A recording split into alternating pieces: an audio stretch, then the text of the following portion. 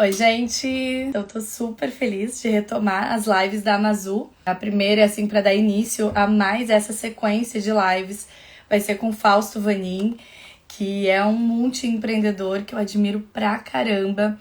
O Fausto, ele atua em várias frentes, tá? Então vocês vão poder conhecer um pouco mais de tudo que ele faz. Cofundador do Getbox, parceiro da 1%, é fellow da Social Good Brasil, é voluntário da Aldeia da Fraternidade e trabalha na parte de produto da Trider. O Fausto, ele atua em diferentes frentes, sempre usando a tecnologia como ferramenta de transformação, né? Ele mesmo se define como um agente da transformação.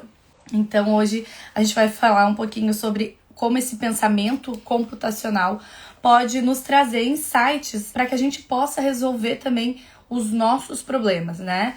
Não necessariamente a gente precisa ser ativos no sentido de saber programar ou entender exatamente de ciência da computação, mas ela está muito mais presente no nosso dia a dia do que às vezes a gente percebe, do que às vezes a gente sabe, né? Então o Fausto, ele vem trazer um pouco mais de todo esse universo para que a gente possa entender como que a tecnologia já vem transformando a nossa vida e como que ela vai transformar ainda mais. Eu vi que o Fausto já chegou.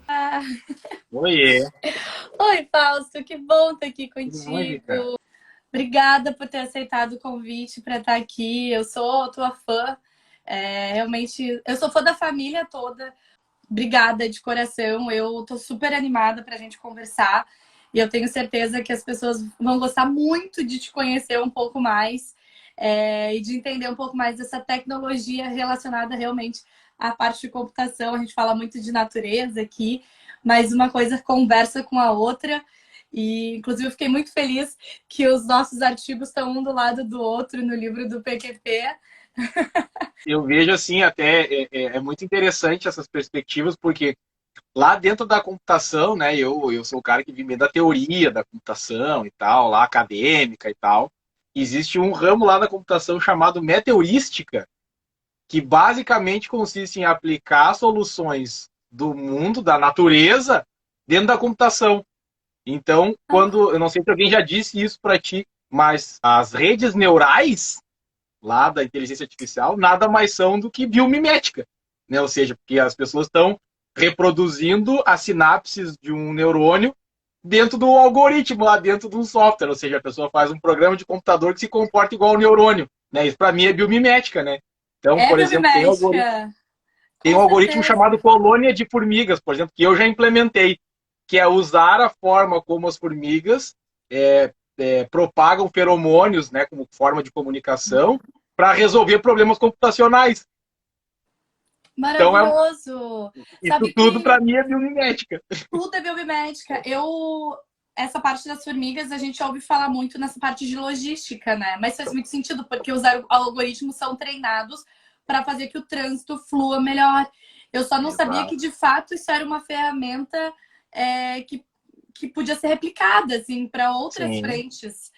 É Tô... uma área do conhecimento hoje, chamada meteurística, né? Ou seja, é lá um capítulo da computação, mas eu tive a Uhum. oportunidade de estudar, enfim, aí vi algoritmos de dinâmica dos fluidos, algoritmos de colônias de abelhas, de colônias de formigas, de redes neurais, enfim, uma série de aplicações na computação totalmente inspiradas na natureza. Então, assim, eu vejo assim Maravilhoso. muita similaridade assim entre nossas áreas de estudo. Assim. Que perfeito, Fausto. Então a gente precisa, na verdade, aprofundar melhor tudo isso. Por Porque favor. eu tenho muito interesse, assim, em redes neurais eu pude estudar um pouco no meu mestrado de engenharia, mas claro que não foi nada aprofundado no nível que realmente pudesse entender um pouco mais até. Só que a gente começou nessas perguntas, eu tenho outras aqui, mas eu acho que é super legal a gente trazer essa abordagem. Eu já vou entrar no nosso roteirinho. Eu já Acho que quebrei tá. protocolo aqui, eu sou desses. Quem que tá aqui apegado ao protocolo, né, Falsa? Se a gente seguisse tudo que era para fazer, a gente não ia fazer nada diferente nunca. Deixa eu te perguntar, para que todo mundo possa se alinhar um pouquinho mais, se tu puder falar, então, talvez trazer uma pequena definição do que é algoritmo e do que de como que é possível, né, programá-lo de maneira diferente e como que isso pode acontecer olhando para as formigas, por exemplo. Talvez, eu sei que são perguntas diferentes, mas se puder conectar elas assim para tornar uma linguagem Uhum. mais acessível, acho que poderia ser bacana. Claro, perfeito. Então, para você que está assistindo o nosso papo aqui, é um prazer estar com vocês nesse espaço que é tão acolhedor, né? E no momento tão difícil que a gente está passando, né? De muitas famílias extremamente impactadas, né? Então, a gente que tem a condição de estar em casa, num ambiente bacana, seguro, né? Com acesso à internet para poder fazer esse bate-papo. Então, muito obrigado por me receber, né? A Gica e também você que está me recebendo na sua casa. Vamos falar com bastante tranquilidade, não é para ser um papo aqui excludente, muito pelo contrário. Né? Então, quando nós falamos em algoritmos, né, eu falei aqui em quebrar o protocolo antes, um algoritmo ele é quase como construir um protocolo. Ela falou na Cecília que ela já deu as caras aqui. Dai, vem Vem me então, oi trazer água. então. Oi, minha linda. Oi. Essa Bem mulher é obrigado, filho. maravilhosa. Maravilhosa. Então, o algoritmo nada mais é do que a gente conseguir colocar um conjunto de passos bem descritinho do que a gente quer que o computador faça. Então, isso é um algoritmo. Então, quando a gente fala que a pessoa fez um algoritmo inspirado nas formigas, o que a pessoa fez? Ela ficou vendo como as formigas se comportam, obviamente teve o apoio, a orientação de um biólogo, obviamente para explicar um pouquinho melhor, mas ela pensou, cara, as formigas fazem isso de uma maneira interessante, então eu vou dar comandos aqui para o computador fazer mais ou menos como as formigas fazem. E aí o que muda? Muda que a entrada do trabalho que vai ser feito pelo computador são dados que vão entrar lá, como por exemplo você mesma já observou, ou seja, tem um problema para resolver de logística, que é fazer com que os caminhões distribuam os pacotes das entregas no menor tempo possível. E aí, ou seja, o que esse algoritmo faz? Ele vai fazer de conta que aquele caminhãozinho é uma formiga, né? Um caminhão é uma formiga. E aí um caminhão se comunica com o outro e vai passar dizendo, olha, eu passei por aqui e por aqui foi mais rápido. Ou seja, o mesmo processo de aplicar o conhecimento lá das formigas dentro do conhecimento computacional e você vai fazer lá, comando 1. O caminhãozinho vai verificar onde ele está, né? E para onde ele vai. Ponto 2, o caminhãozinho vai enviar a informação para o outro e consumir um pouquinho lá, que é o chamado lá no mundo, no mundo real das formigas, é o feromônio, né, que é a substância lá que ela está consumindo, ou seja, vai mais ou menos olhando o que está acontecendo no mundo real e criando comandos de computador que sigam essa lógica. Então, o grande desafio do algoritmo é criar um conjunto de comandos estruturadamente, né, e logicamente estruturados que permitam a gente resolver um problema de uma maneira rápida, fácil, né, objetiva, enfim. Então, isso é um algoritmo. E aí, essas inspirações surgem dos mais diversos lugares. O algoritmo pode nascer simplesmente da minha cabeça, da sua cabeça, da cabeça da pessoa que está bolando a ideia, mas pode também ser bem inspirada na natureza, porque, enfim, a natureza já pensou nisso antes, né? Então, vou aqui parafrasear aqui você mesma, né? Então, a natureza já pensou nisso e a gente pode se aproveitar desse conhecimento também na computação. É fantástico isso, Fausto. Eu acho que a gente trazer essa consciência de que até várias das perguntas, dos pontos que a gente vai levantar aqui, é que essa parte do pensamento computacional e de como a gente pode usufruir dele está muito mais inserido no nosso contexto do dia a dia do que a gente talvez tenha realmente noção, né? Amei a explicação, acho que foi ótimo para a gente começar o nosso papo já conectando. Então, assim, não importa em que área você atua, não importa no que você gosta de fazer ou não, a computação, né, a parte da ciência dos dados, da ciência da computação, faz parte do seu dia a dia mais que você imagina. Então, fica aqui com a gente para acompanhar o desenrolar dessa nossa conversa. Fausto, para começar, para continuar o nosso começo, queria que tu te apresentasse um pouquinho também. Assim, eu sempre faço essa pergunta em um tweet, né? Quem é você? Maravilha. Bom, novamente, meu nome é Fausto Vanin. Eu sou um inquieto agente da transformação que usa a tecnologia para mudar o contexto social em que atua. Então, assim que eu gasto meus 140 caracteres aqui para me explicar aqui no meu tweet aqui. Eu gosto muito porque o Fausto, ele, como ele faz isso, é muito impressionante, porque são diferentes áreas de atuação, né? Inclusive, quando tu te define como esse agente de transformação digital, eu queria que tu trouxesse um pouco de todas as frentes que tu atua, assim, e como que funciona cada uma delas, porque elas conversam uma com a outra, mas cada uma tá num contexto, né, Fausto? Exato. Acho que uma das perguntas que eu mais ouço na minha vida é como é que você faz tantas coisas ao mesmo tempo, né? E, Tu tem enfim, um eu nem, cérebro nem ouço. paralelo robótico, esse era o segredo. Pode ser. Talvez eu seja um robô, tenha um clone, alguma coisa assim. Um Black Mirror. Mas, exato.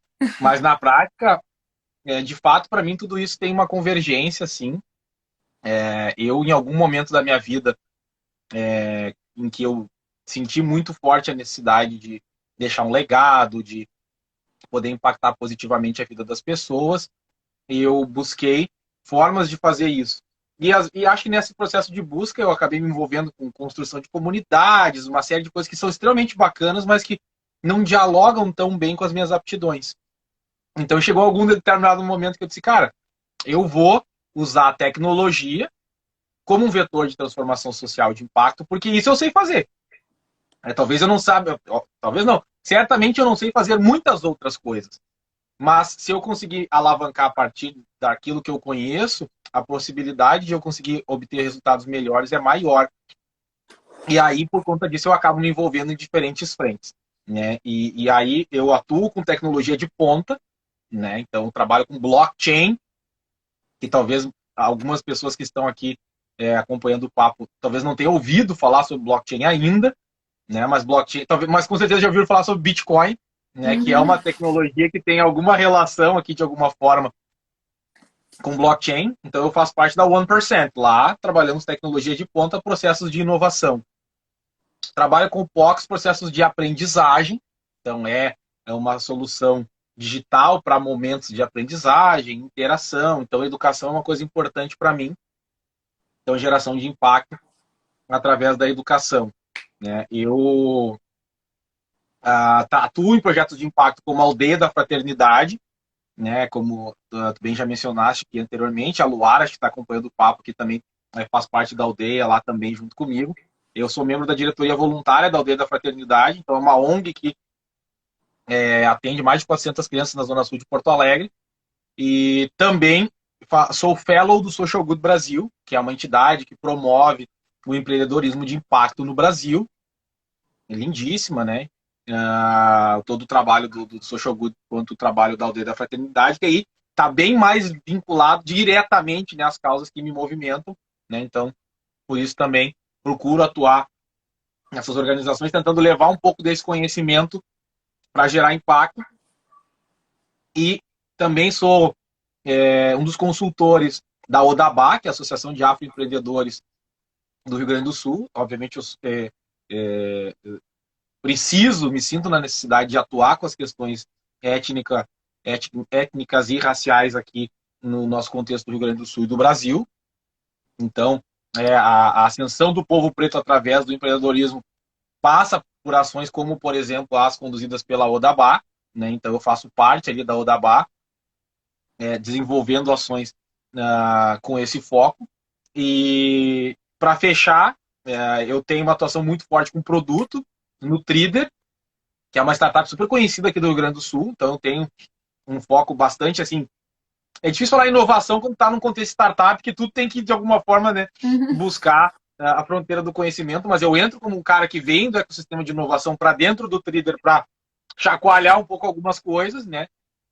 Então eu trabalho bastante produto lá dentro, né, de diversas formas, e acabei de estruturar um projeto novo chamado Codo, que é um escritório de prototipação de negócios digitais, ou seja, aquela ideia que ainda está tipo, saindo do papel, com uma equipe formada inteiramente de pessoas pretas e periféricas. Então a gente tem um time de designers e desenvolvedoras pretos e periféricos criando software voltado à inovação, processo de transformação e tal.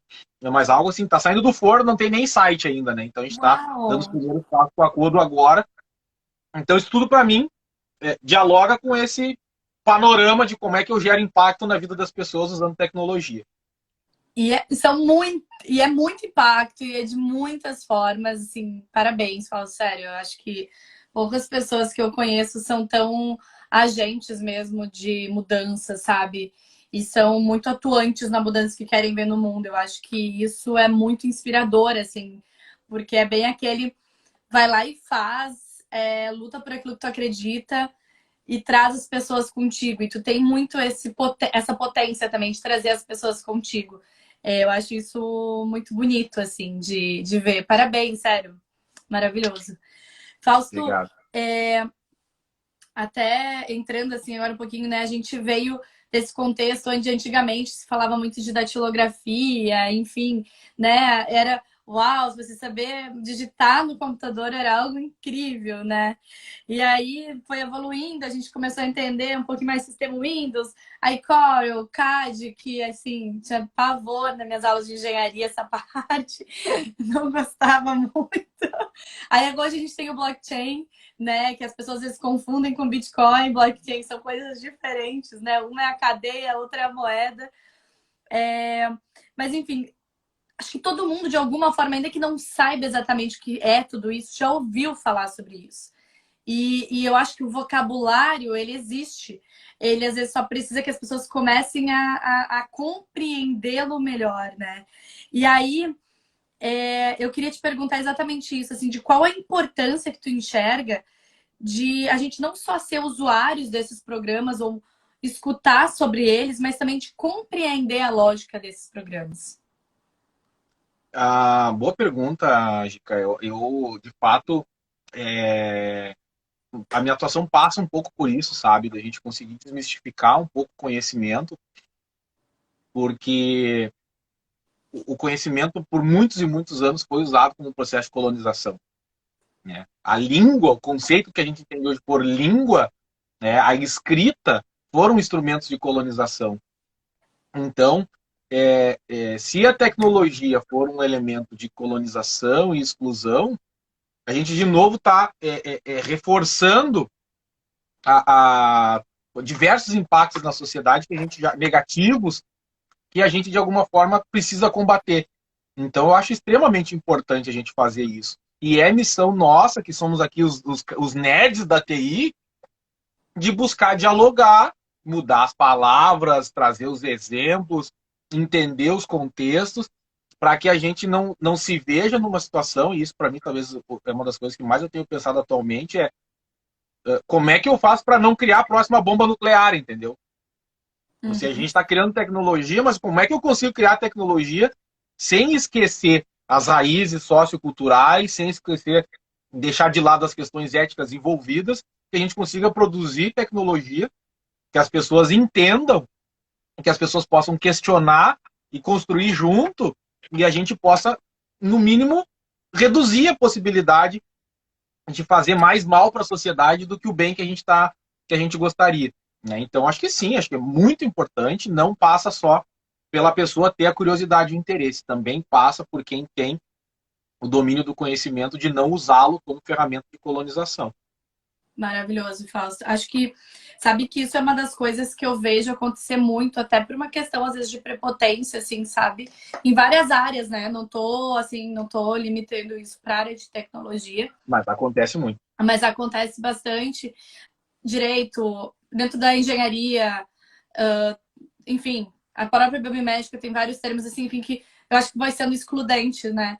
E aí a gente começa a ver processos que, em vez de nos alavancar, acabam nos limitando e nos separando, que não é o objetivo, ainda mais quando a gente fala de tecnologia, né, Fausto, que a gente consegue unir muito mais as pessoas a partir dessas ferramentas, se a gente souber usar elas de uma maneira adequada. E aí, eu queria te perguntar, porque assim, a gente tem uma associação de computador muito assim, anos, sei lá, 2000 para frente, né? Mas na verdade começou muito antes, né, Fausto? Assim, eu vou deixar para te responder, assim, eu dei uma estudadinha e, enfim, mas como que começou essa era computacional, né? Eu sei, eu li o teu artigo também para o PQP, tu falaste das guerras, acho que seria legal trazer um pouco de todo esse contexto evolutivo também. Fantástico, boa. A era, né, essas eras elas vão, né, vai uma ascendência gradual das coisas, né? Então o computador ele está presente, digamos assim, na sociedade há muitos e muitos anos, né? Obviamente com um processo evolutivo incremental, mas desde lá, a Segunda Guerra Mundial foi vencida com computadores, né?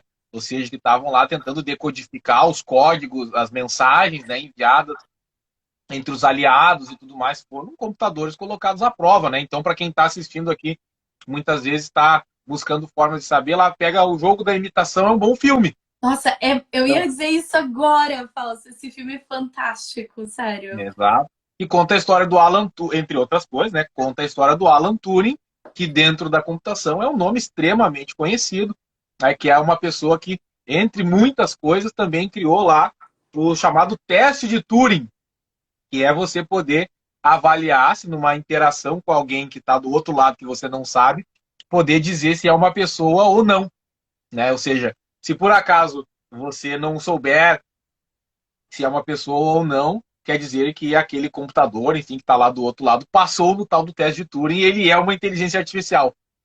Né? Então, e isso também aparece, né? Quem gosta de filme, você já deve ter percebido que eu gosto de filme, tem no filme chamado Ex Machina, explora exatamente o teste de Turing, né? Com bastante detalhes, né? Enfim, é uma obra de ficção, mas traz o que aconteceria, né?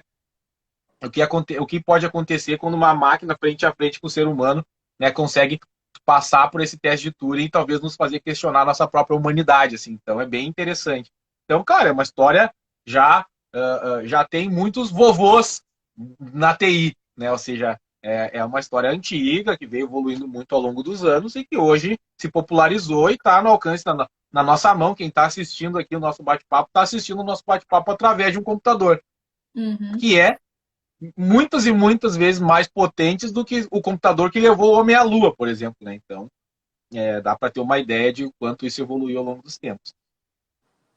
Eu fico sempre impressionada, assim, de pensar, quando eu vi o filme, principalmente, assim, de como tudo surgiu. Eu acho que é tão incrível quando a gente vê, né, da onde as coisas vieram, assim, e como a gente vai evoluindo junto com elas e como, enfim, a gente vai encontrando formas de tornar a nossa vida mais fácil através delas.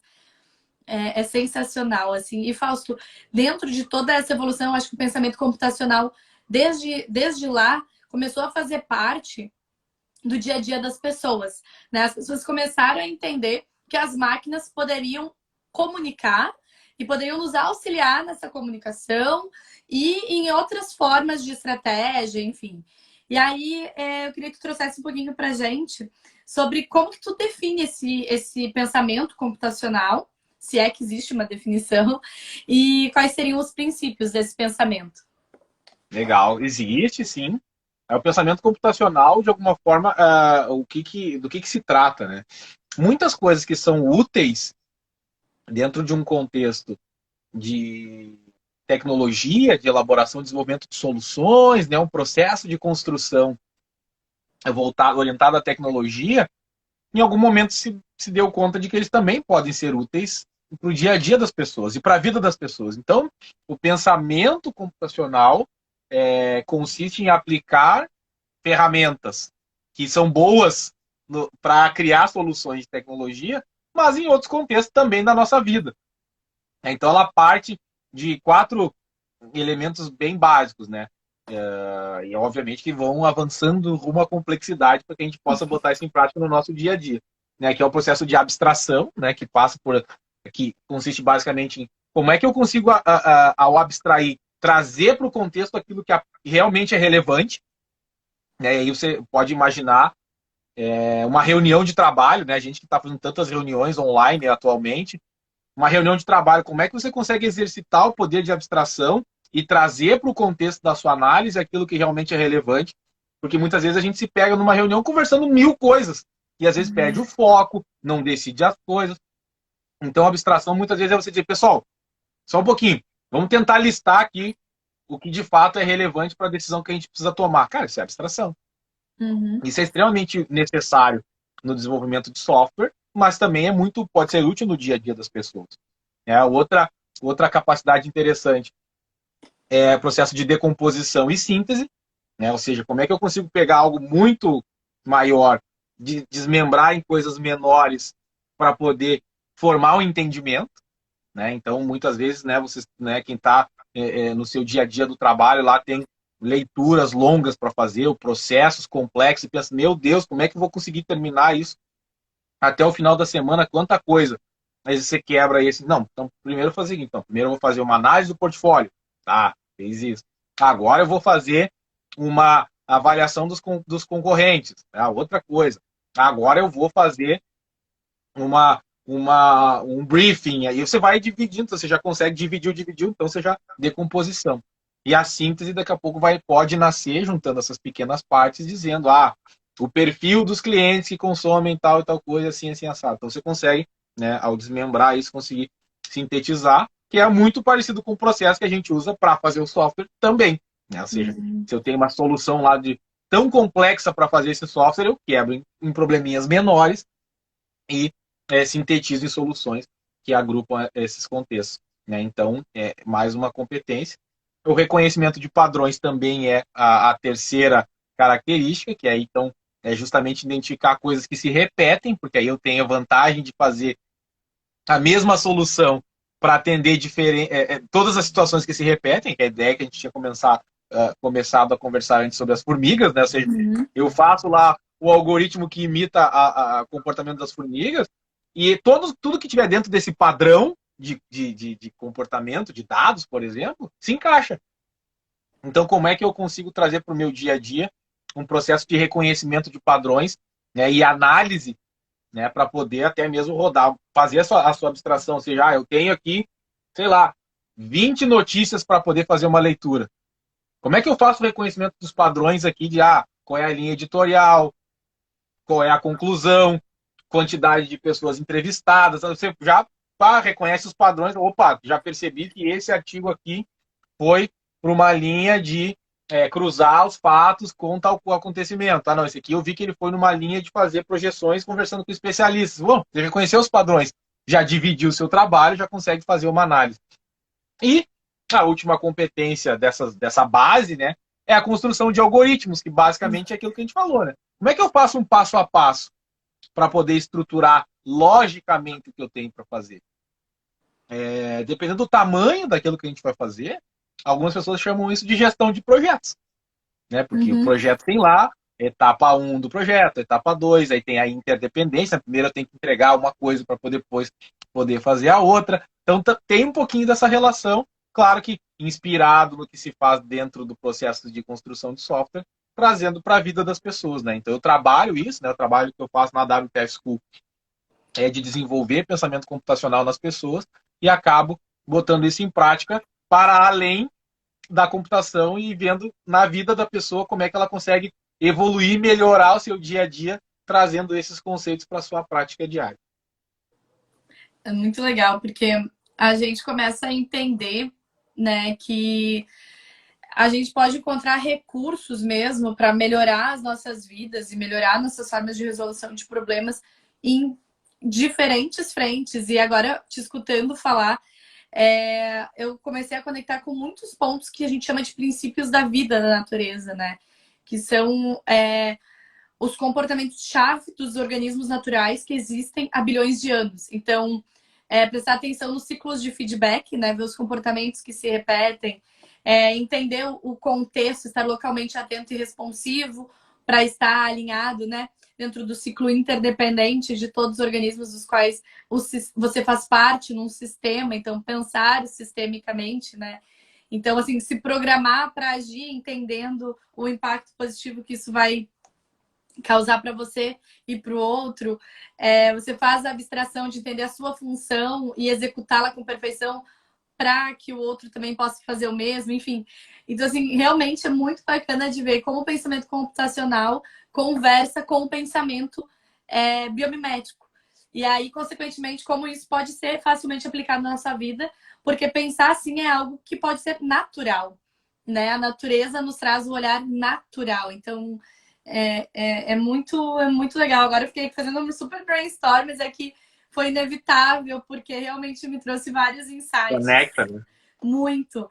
E Fausto, eu queria te fazer uma pergunta, eu sei que tu atua bastante também nessa parte de educação, né? Que nem tu comentaste, inclusive, da WTF, enfim. E em diferentes frentes, como voluntário, como tu mesmo trouxeste. E aí eu queria te perguntar qual a importância de aprendermos a pensar computacionalmente desde crianças. Essa geração que a gente vê agora nascendo, crescendo, enfim, acho que é mais óbvio a conexão que a gente consegue fazer, né, desse pensar computacional. Mas qual a importância que tu vê dessa, né, de pensar assim? E aí a minha pergunta é, tu não fazes parte necessariamente dessa geração que nasceu com a tela na cara, né? Como que tu começou a se interessar por isso? Esse é até interessante, eu comentei numa reunião na semana passada. Eu tive meu primeiro computador com 24 anos, né? Então, isso é uma coisa. Então, eu fiz a graduação e praticamente concluí o mestrado sem ter um computador em casa, né? Então, Nossa. então foi uma coisa que para mim aconteceu meio ao natural, né? Porque para quem não tem o computador em casa, para quem não ter é a coisa mais normal do mundo é não ter, né? Mas hoje, né, a gente está super acostumado com isso, né? Enfim, faz parte da vida das crianças, enfim, já está super absorvido, assim. Mas eu vejo duas coisas aqui importantes, né, quando a gente fala sobre o desenvolvimento das crianças, né? Eu acho importante esse conhecimento estar ao alcance das crianças, mas por alguns motivos, né? Primeiro, quando a gente fala em pensamento computacional e a possibilidade de desenvolvimento, né, de soluções e uso de tecnologia, é porque a gente, de alguma forma, está em busca de resolver algum problema, né? Está em busca de evoluir alguma coisa. E o processo da busca, ele invariavelmente nos leva ao erro, né? Obviamente que é, não precisa nos levar ao trauma, né? Mas ele nos leva ao erro e o erro leva à reflexão e a gente aprende no processo. E esse processo gera bastante evolução. Então, eu acredito que trabalhar o pensamento computacional com as crianças não é para formar programadores, né? Desenvolvedores de software, necessariamente. Se a pessoa quiser ser desenvolvedora de software, ela pode. Mas o pensamento computacional é para que ela consiga, muitas vezes, dentro de um momento de complexidade, fazer análises, né, e conseguir tomar decisões. E isso está intimamente ligado, por exemplo, à saúde emocional. Ou seja, o desenvolvimento socioemocional passa para a gente conseguir se conhecer, se desenvolver, se perceber e se transformar para que a gente consiga lidar com o máximo de saúde com as coisas que estão ao nosso redor. Então, eu acho extremamente importante esse conhecimento para a vida das crianças por conta disso, para que a gente consiga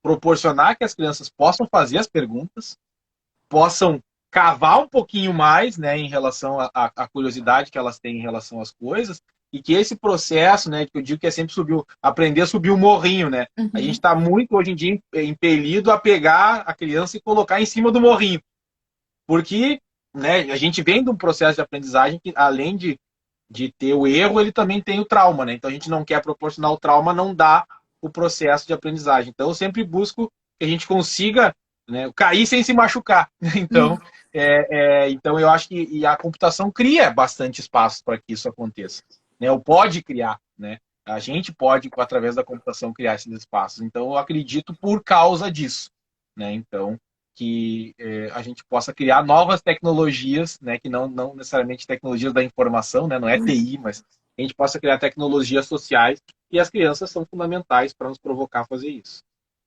Eu lembrei de eu conheci aquele robozinho que ele. Tu faz uma programação muito simples, agora eu vou esquecer o nome, eu até acabei comprando ele na internet, porque eu achei muito legal. Tu faz uma programação dele muito simples, assim, de cores no computador, é um software super Uhum. intuitivo. E ele anda nas coresinhas que tu programou. Tu sabe o nome dele, Fausto? Não sei se não é o Mobo o nome dele. Eu acho que é uma coisa assim. Eu achei tão genial, porque assim, eu sempre me Tem o achei. Ozobot também, que o Ozobot é Ah, é bem o pequenininho. Ozobot. É o Ozobot. É, Ele é desse. Ah, eu tenho ele aqui em casa, mas agora não a tenho como gente tem um pegar. aqui, a gente deve ter um aqui. Ô, Cecília, me alcança o Ozobot, por favor. Se ela Quem estiver sabe ouvindo faz aqui. ao vivo, adoro. Porque eu achei tão legal, sabe, Fausto? Porque assim, a gente tem muito essa questão também de achar que é tudo muito complicado, né? E não, assim, a gente precisa começar a mergulhar mais nesses conceitos, que foi o que a gente falou da linguagem, a conhecer melhor as diferentes formas de atuação, os diferentes impactos que a tecnologia causa e traz, enfim. E aí, com certeza, a gente falando, né, agora das crianças e tudo mais, que já nascem, né, com essa tela no rosto deles, a gente vê que, obviamente, todas as profissões, todas não, né, não vamos ser generalistas, mas assim, grande parte das transformações das profissões vão ser transformadas pela tecnologia. E tem a frase do Federico Pistone, né, que ele fala, que é o italiano futurista, que ele fala que os Sim. robôs vão roubar o seu trabalho e tá tudo bem. Isso é um livro, tá, gente? É... Aí eu queria entender, assim, de ti, Mas cadê o bot? se tu acha que isso realmente vai ser assim. Se tá tudo bem os robôs roubarem os nossos empregos e por que tá tudo bem? Ou por que não está tudo bem? Boa pergunta. Tá aqui o Ozobot, a Ah, Cecília mostra aí pra trouxe aqui, gente. que é o robozinho, né? Ele tem um sensorzinho, ele tá dentro da embalagem aqui. Ele tem um sensorzinho embaixo dele que lê as cores, né? Então você pode montar um mapinha, né? Que tem um mapinha com as cores, né? Você monta um mapinha com as cores e aí o robô caminha por sobre o mapa, dependendo da cor que tiver, ele faz um comportamento. Ele gira, vai e volta, ou seja, isso aqui está o algoritmo, né? Aqui está a programação do que o robô vai fazer. E aí o robozinho ele se desloca por sobre os desenhos aqui do mapa de acordo com o código de cores, né, que está aqui descrito, né? Ele é um pico ruxo aqui, um negocinho desse tamanho aqui que serve para as crianças. E aí a criança pode programar com o hidrocor, né? Ou seja, risca na folha com as cores, né? Com o código que quiser, e aí ele se comporta de acordo com o que a gente definiu. E ainda dá para fazer uma programaçãozinha com blocos depois e você mandar para ele se você quiser também. Então, É muito muito legal, bacana. gente. Sério, assim, ó. Eu amei. Eu cheguei a comprar ele também, porque eu achei tão sensacional. Eu falei, me senti até mais inteligente. Agora posso dizer que eu sei programar robô. Ah, muito bom. E sobre a pergunta ali, sobre a fala do Pistono, né? Primeiro, o Pistono é um cara que atua no mundo cripto também, no criptomoedas e tal. Foi uma feliz coincidência que eu encontrei num grupo de WhatsApp de criptomoedas e blockchain. Ele estava lá no grupo lá. Eu disse, ó, o Pistono aqui no grupo. Cara, que legal! Olha como Nunca o mundo é imaginei. menor do que a gente imagina, né? Exatamente. Então, o cara que tem ele é referência por conta desse livro, né? Que os robôs vão Uhum. roubar o seu emprego, tá tudo certo. Tem essa discussão, ela é uma discussão complexa, eu assumo isso, assim, mas ela é interessante também, por outro lado, porque gera nas pessoas muito. Tira o chão das pessoas de alguma forma, né? E o processo de inovação, eu costumo dizer que o processo de inovação ele é um pouco ingrato, né? Porque ele tira as coisas que a gente tem, mas ele não bota nada de volta no lugar, né? Ou seja, isso aqui tá errado, isso aqui tá errado, isso aqui tá errado, isso aqui muda, isso aqui é pouco eficiente, isso aqui tá defasado, mas às vezes não coloca nada de volta no lugar. E as pessoas, quando olham para a tecnologia como vetor de informação, às vezes ficam com esse sentimento de, tá, a inteligência artificial vai tirar o emprego dos advogados. Tipo, tá, mas e aí, o que vai acontecer com os advogados? Né? Os robôs vão roubar os nossos empregos, ou seja, e aí, mas tá tudo certo. O cara, tá, mas tá tudo certo como, né? Agora me explica, né? Ou seja, a gente fica nesse sentimento que às vezes é muito difícil da gente sair da manchete da notícia e ir um pouquinho mais, né? Uhum. Então existe, assim, o que a gente está falando na realidade, gente, é um processo de alto nível de automação das coisas. Né? Então, assim como a gente tem. Antigamente não tinha computador nas empresas. Então a pessoa ia redigir uma carta, pegava lá a máquina de escrever, escrevia, quando estava lá na última frase, errava uma palavra. Aí pegava a folha, escrevia tudo de novo. Ninguém nem sofria com isso. Então, alguém pensou, cara, bota um computador, o processo vai ser muito mais rápido.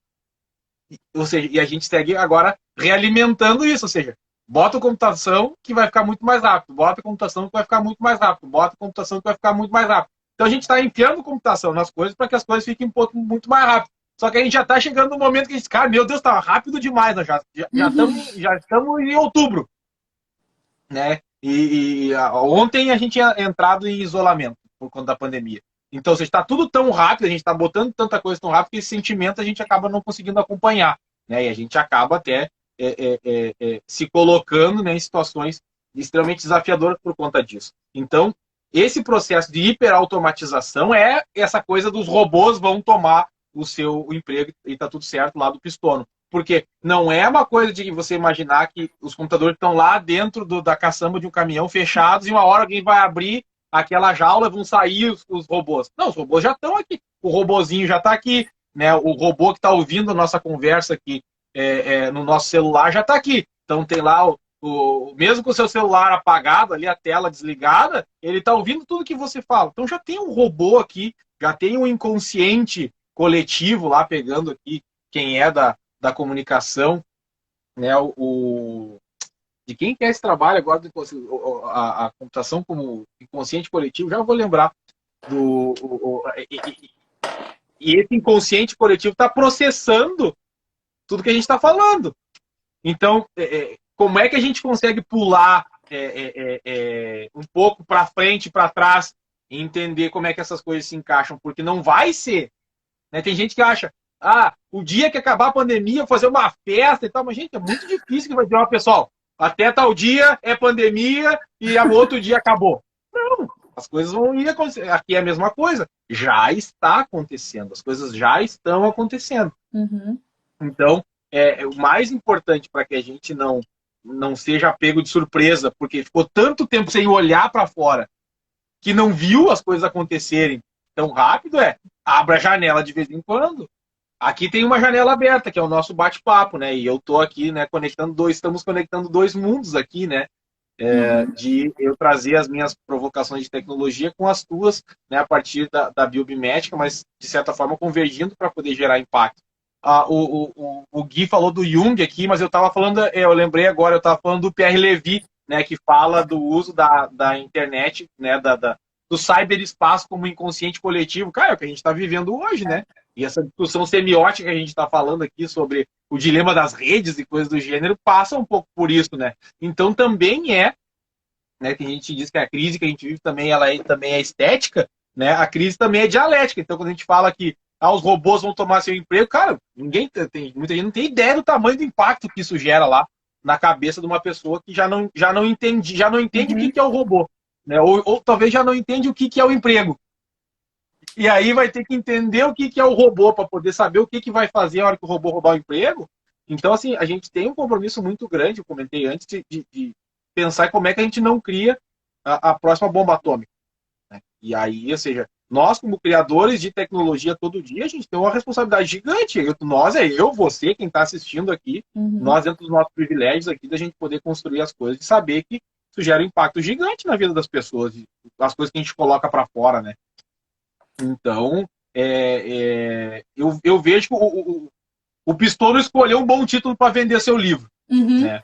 Então, eu acho que essa pauta precisa ser um pouquinho mais acolhedora, sabe? Para a gente conseguir dialogar com quem vai perder o emprego, que não está tudo certo para quem vai perder o emprego. Né? Então, eu acho que vai avançar essa hiperautomatização das coisas, mas eu também vejo uma vertente interessante e importante aqui, que é de pessoas, eu li hoje pela primeira vez um termo chamado de nativos sociais, se não me engano é o termo, de pessoas que optaram por sair das redes sociais e ter vida fora, né? Então é ir para a natureza, ou é ter um convívio caseiro, mas que não seja pautado pelos influenciadores digitais, né? Então, ou seja, os nativos digitais são influenciados pelos influenciadores digitais. Então, os nativos sociais buscando, né, ser influenciado por outras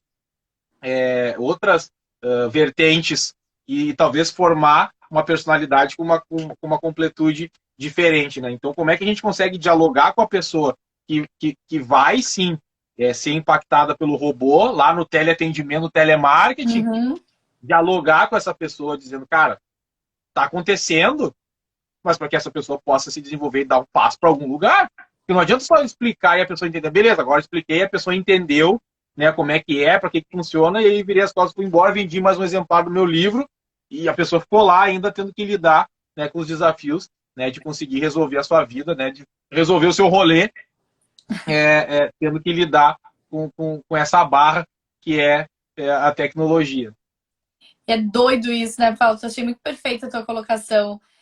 Tanto da questão, achei muito massa a questão do cyberespaço conectado com essa parte de consciência, né, que a gente está vivendo, assim, essa inteligência coletiva, porque é uma comunicação indireta, na natureza a gente chama de estigmergia, né, comunicação que acontece de uma maneira indireta, a gente claramente vê isso acontecendo com a tecnologia, e eu achei muito bacana isso de trazer dos nativos sociais. Mais uma coincidência ou não, né? Mais uma sintonia entre as linguagens. A gente fala dos nativos ecológicos, que também são as crianças que já nascem querendo é, conectadas muito mais com a natureza do que a parte digital, né?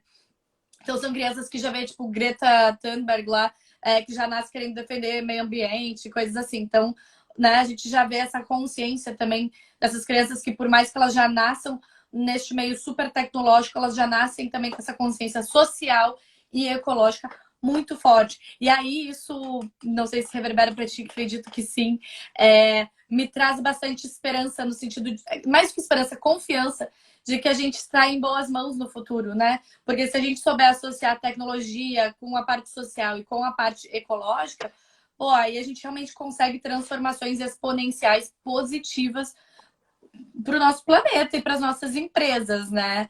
Eu enxergo dessa forma, assim, achei muito legal toda essa construção, sabe? A minha pergunta era essa, se tu acreditava que essa linguagem, né, que a gente vai ressignificar a ciência da computação para uma linguagem mais acessível a todas, ela vai transformar o mundo positivamente. E aí, dentro dessa pergunta, eu queria saber de ti qual a mudança que tu gostaria de ver no mundo através disso. É uma ótima pergunta. Eu tenho visto cada vez mais, assim, até estou de volta à academia, agora estou estudando de novo, e talvez explorando áreas do conhecimento que são importantes para mim. Mas o dia a dia, né, de quem trabalha com computação, enfim, com tecnologia, queira ou não queira, ele é muito instrumental, né? Ou seja, instrumentalizar alguma coisa. Às vezes nós nos esquecemos disso, né? E aí criamos um contexto de que o mundo todo é nosso, né? O mundo é tanta tecnologia, as pessoas que trabalham em tecnologia estão na crista da onda, estão dominando tudo que está acontecendo. Que agora, em vez de ser, ou meu filho pode ser o jogador de futebol ou o Mark Zuckerberg, né? Então, um nerd bilionário, ou seja, existe um certo romantismo, né, em torno do que a computação é e o que ela pode proporcionar pelo tamanho da predominância que isso tem no nosso dia a dia.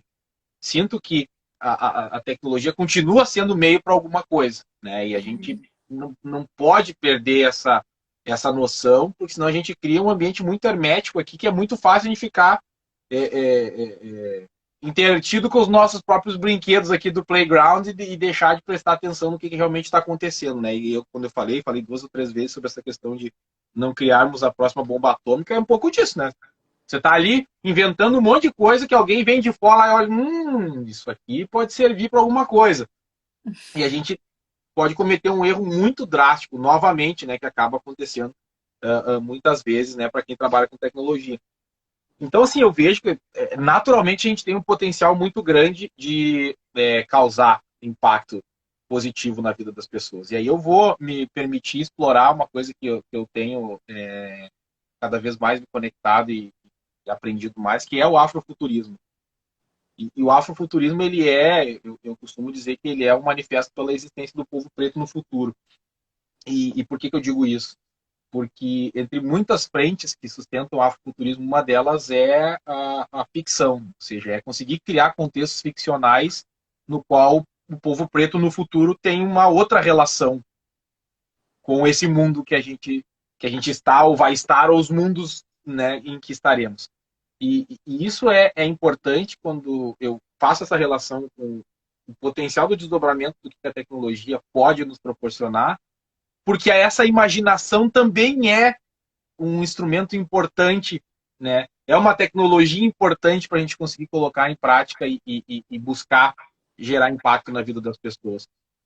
Porque, primeiro, dentro do afrofuturismo, eu sou obrigado a entender um contexto histórico, socioeconômico que a gente está inserido. Eu sou impelido, convidado a explorar as raízes culturais que sustentam o desenvolvimento das coisas. E eu sou desafiado o tempo todo a criar, né? E aí quando a gente consegue de alguma forma aproximar, né? Porque muita gente encerra o afrofuturismo como um movimento estético, cultural, né? Quando a gente consegue quebrar essa bolha que algumas pessoas colocam em torno dele, a gente pode entender, perceber que isso realimenta os processos de construção de tecnologia, de construção de ciência, de construção de vida, de construção social para pavimentar esse caminho. E deixa de ser imaginação e deixa de ser ficção e passa a ser, né, coisas que trazem a realidade. Então, né, então quando muitas pessoas, mas lá no Star Wars foi criado um dispositivo muito semelhante a um tablet, não sei o que, uma coisa que inspirou.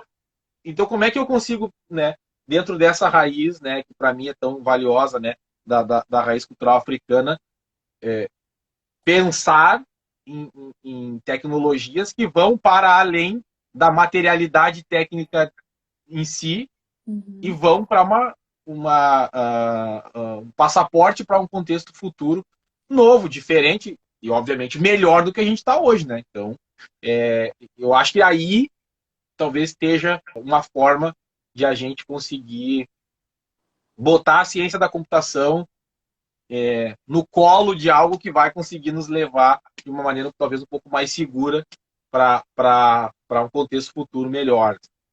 Maravilhoso, Fausto.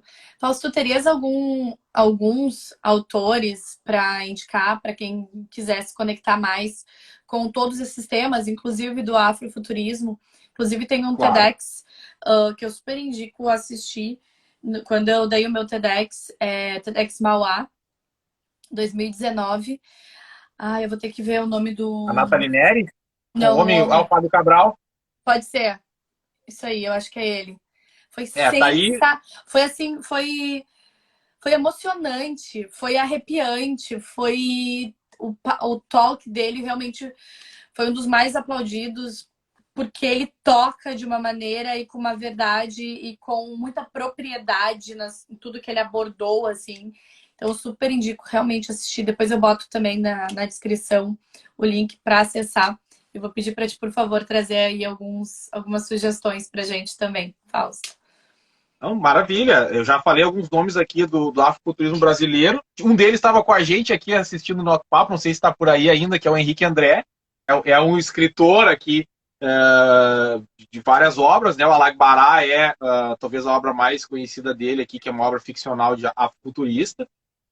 Né? Tem uma galera, assim, eu estou fazendo um mapeamento do cenário afrofuturista brasileiro. Outra afrofuturista brasileira estava aqui também, que é a Carol Chieta, que está defendendo essa semana a qualificação do mestrado, né, explorando o afrofuturismo na moda, né? Então, só duas pessoas estavam aqui com a gente aqui no chat, aqui, não sei se ainda estão, Maravilhoso. né, mas maravilhosas, né, referências. Aí a gente tem obviamente outros nomes do Brasil, né, o Fábio Cabral lá, que é também escritor duas obras, uma delas é o assassino, como é que é? Da Rua 13, vou pegar aqui o nome do livro do Fábio Cabral. A Morena Mariá tem o Afrofuturo, que é um podcast fantástico. A Zengeri com pesquisas da diáspora africana. O Caçador Cibernético da Rua 13, o nome do livro do Fábio Cabral. Foi ele que falou no TEDx. Agora que tu Então, falaste Queto 3, né? Então, o cara é fantástico, o livro dele tá aqui aberto, ó. Caçador Cibernético da Rua 13, né? Queto 3, que é uma cidade do futuro e tal. É Fantástico. sensacional, gente. Sério, assim, olha, tem que ler, tem que ver o talk. Acho que a gente tá com só 1 minuto e meio ainda. Gratidão absoluta, parabéns pelo trabalho. Fazia muito tempo que eu queria conversar contigo. E eu vejo muito forte essas conexões, assim, especialmente que a gente estuda na computação e a biomimética, né? Então, feliz a gente poder ter explorado isso um pouquinho mais, né? Então, né, que seja a primeira interação de muitas aí, sucesso para ti nessa jornada. E aí volto para a plateia aqui para seguir aplaudindo o teu trabalho daqui. Da mesma forma, Fausto, sou muito grata pela tua participação, pela troca. Eu acho que a gente consegue trazer muitos contextos de diferentes frentes, abordando as duas temáticas. E me sinto muito privilegiada por poder contar contigo nessa jornada. Espero, da mesma forma, que a gente tenha muitas oportunidades ainda de construir soluções juntos e trazer mais insights, abrindo aí, convidando mais pessoas a pensarem computacionalmente e biomedicamente com a gente. Obrigada de Maravilha. coração, foi uma honra estar contigo, sou tua fã. Gente, obrigada quem nos acompanhou. Até a próxima, até mais. Valeu, Até. Fausto! Valeu, tchau, tchau.